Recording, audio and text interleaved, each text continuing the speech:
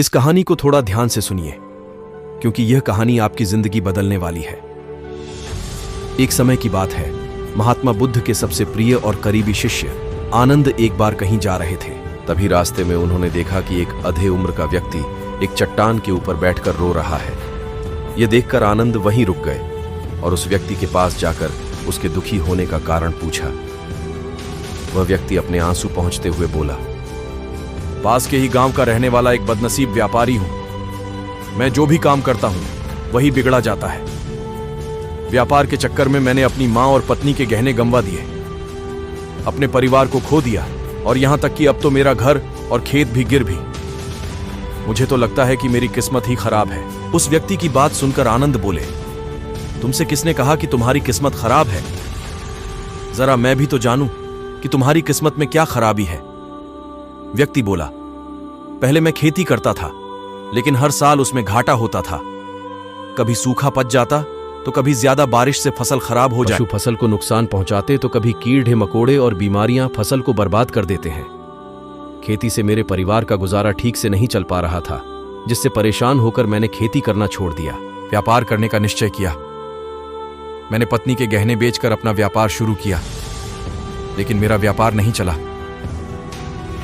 शुरू में तो मेरे परिवार वालों ने मेरी आर्थिक मदद की, मेरा साथ दिया, लेकिन जैसे जैसे मुझे नुकसान होने लगा, मेरे परिवार वालों ने भी मेरा साथ छोड़ दिया और मुझसे दूर हो गए।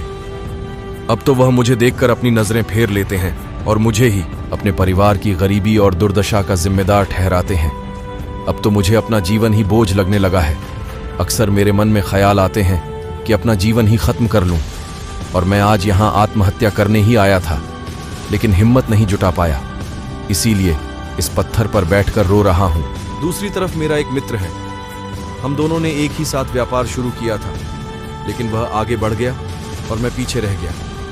मेरी इस असफलता की वजह से वह हर समय मुझे नीचा दिखाने का प्रयत्न करता रहता है, और वे अक्सर मेरे घर आकर अपनी सफलता की बातें करता है। मेरे घर वालों को बताता है कि कैसे उसने कड़ी डीढ़ी मेहनत करके इतना बड़ा व्यापार कर लिया, और वह अक्सर अपने फलते फूलते व्यापार के किस्से मुझे, मेरी पत्नी और मेरे माँ बाप को सुनाता रहता है, जिसे सुनकर मेरे घर वाले उसकी तो प्रशंसा करते हैं, लेकिन मेरी बुराई करते हैं, मुझे नाकारा और कम दिमाग का कहते हैं। मेरी पत्नी और माँ मुझे बात बात पर ताने मारती है, जिससे मुझे बहुत दुख पहुंचता है और कई बार खुद की नाकामयाब पर क्रोध भी आता है, लेकिन मुझे समझ नहीं आ रहा कि मैं क्या करूं।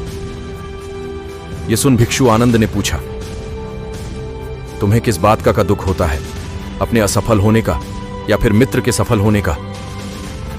सवाल सुनकर वह व्यक्ति एक पल के लिए सोच में फिर बोला, अगर सच कहूं तो मुझे अपने असफल होने का उतना दुख नहीं होता जितना कि मित्र के सफल होने का होता है। भिक्षु आनंद ने अगला प्रश्न किया, अगर तुम्हारा मित्र व्यापार में असफल हो जाता और तुम सफल हो जाती तो क्या तुम खुश होते? व्यक्ति ने कहा, हां, मुझे बहुत खुशी होगी। आनंद बोले, इसका मतलब कि तुम्हारी खुशी तुम्हारी मित्र पर निर्भर करती है। अगर वह चाहे तो तुम्हें खुश कर सकता है, और अगर वह चाहे तो तुम्हें दुखी भी कर सकता है।